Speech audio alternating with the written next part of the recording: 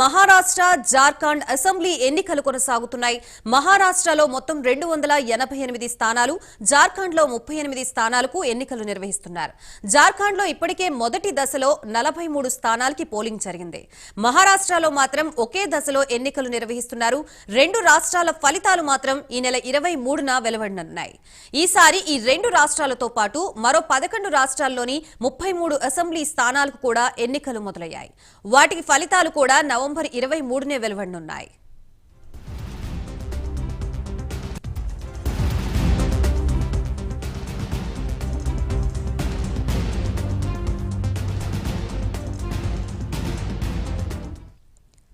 జార్ఖండ్ లో ప్రస్తుత ముఖ్యమంత్రి హేమంత్ సోరెన్ ఈ ఎన్నికల్లో మళ్లీ గెలవాలనే పట్టుదలతో ఉన్నారు.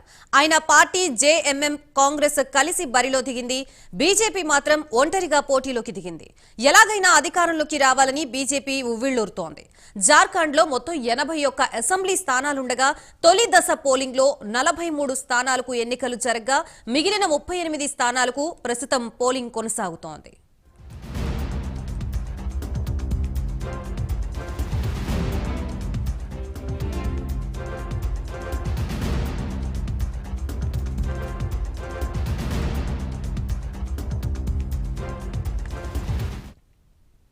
మహారాష్ట్రలో బీజేపీ కూటమి ప్రభుత్వం అధికారంలో ఉంది. ఇందులో బీజేపీతో పాటు ఏక్నాథ్ షిండే వర్గానికి చెందిన శివసేనతో పాటు అజిత్ పవార్ వర్గానికి చెందిన ఎన్సీపీ భాగస్వామ్య పార్టీలుగా ఉన్నాయి.